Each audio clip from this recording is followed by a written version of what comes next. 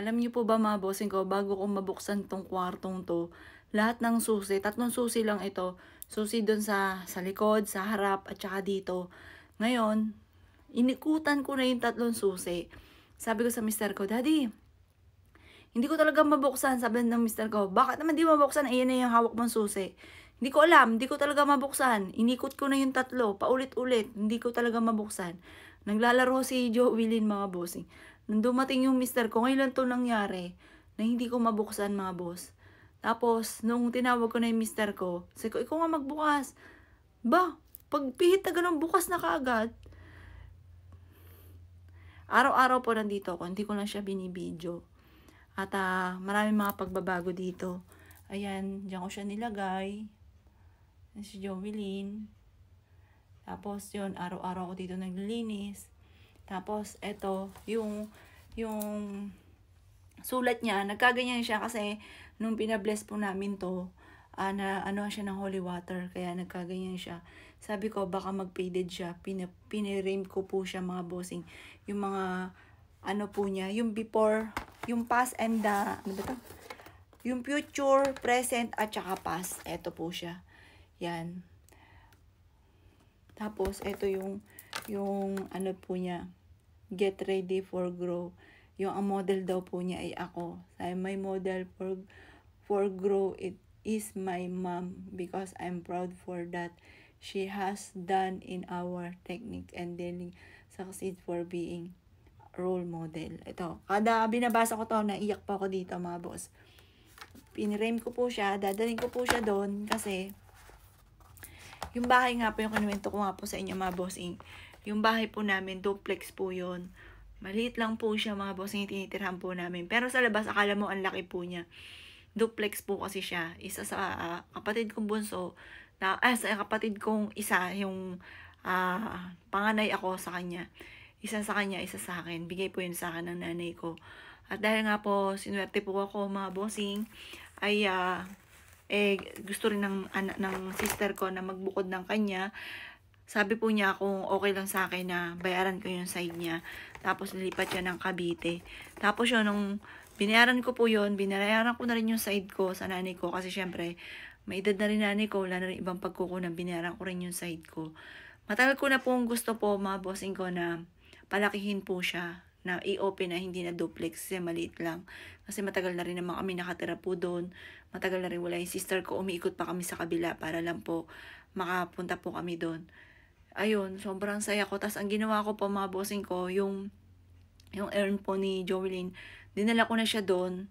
Hindi na dito sa bahay po niya. Tapos lahat ng mga pampaswerte po namin, lahat din po ng mga beauty product, dito na po siya. Dito siya inano. Tapos eto, nilala ko lang talaga yung kwarto. Tuwing umaga, tas sa gabi, in-open ko po siya. Yun.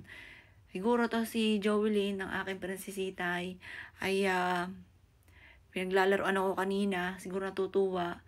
Kasi first time sa akin nangyari yun. Kasi tuwing umaga, tsaka gabi, ako na may lagi na andito. Ayan, tapos ito nga po. Noong kasi kahapon, 28 po niya. 1 year and 2 months na po siyang wala, mga bossing.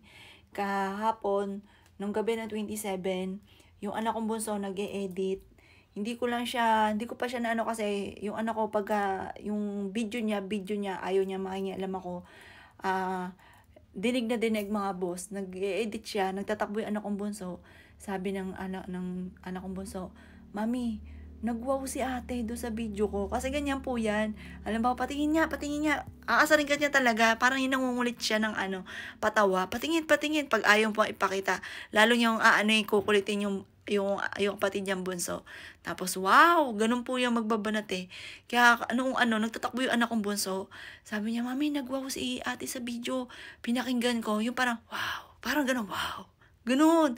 Kaya parang, "Oh, anak, natatakot ka." Sabi ko, "Huwag ka matakot. Si ate yan. Basta pag si ate, okay lang." Ako pa mga bossing ko, maliit pa lang po ako noon. Bata pa lang po ako noon. Nakakaramdam na ako. Nakakita din ako yung mga biglaan, mga ganun. Hindi ko siya pinapansin. Pero ngayon, nung nangyari sa akin, hindi ko pinapansin kasi ayokong mag-grow lalo. Kasi natatakot po ako mga boss. Ngayon, ginawa ko po mga bossing ko, Ngayon, ang lagi ko wini-wish, okay lang pag si ate. Pero pag sa iba, syempre ayoko mga boss, nakakatakot. Syempre, pagka anak mo, lalo na anak mo mga boss, ay okay lang sa'yo. Kahit makita mo siya ng harapan. Yun, wag lang bibiglain minsan, pa yung biglang paglingon. Gusto ko pag ito, nakaharap sa akin, nakaharap sa akin. Pero madalas naman, kinikilabutan ako. Mag-wish ako, anak, nandiyan ka ba? Kinikilabutan ako, alam ko nandiyan na po siya. Yung mga ganon. Tapos mga nakalipas na araw, kahit kanina, parang nilalamig ako. Sabaga, ang init-init naman ng panahon. Kasi nga, sabi ko, anak, namimiss na kita. Gusto ko lagi ka nandiyan.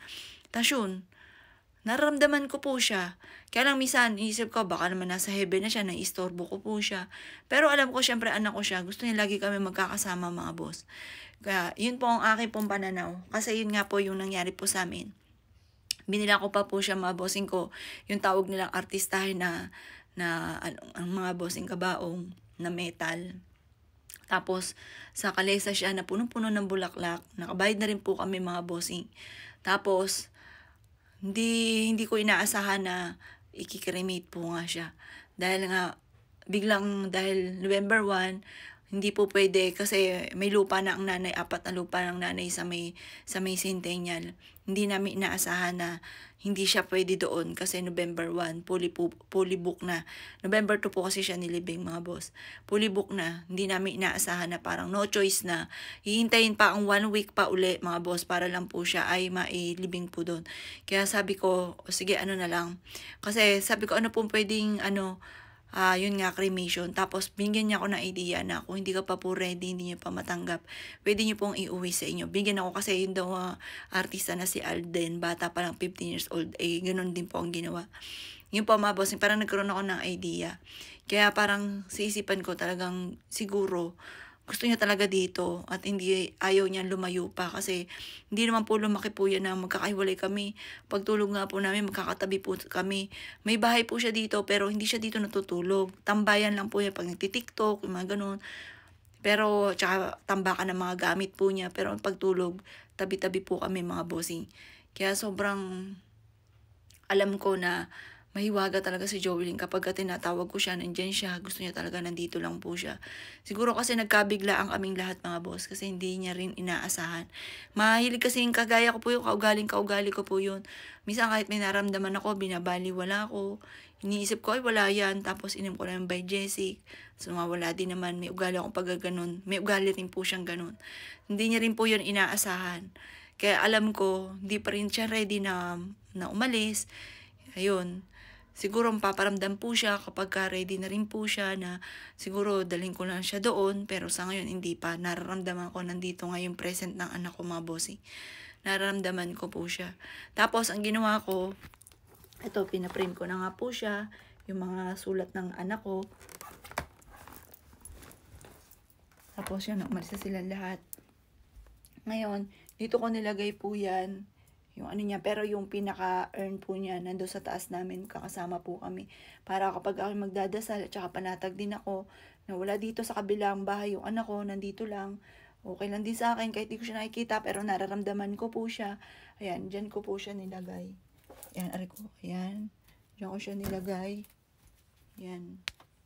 Ayan, para nakaano pa rin, hindi siya itambak. Nakaayos pa rin po siya, mga bossy. Ang aking prinsesa.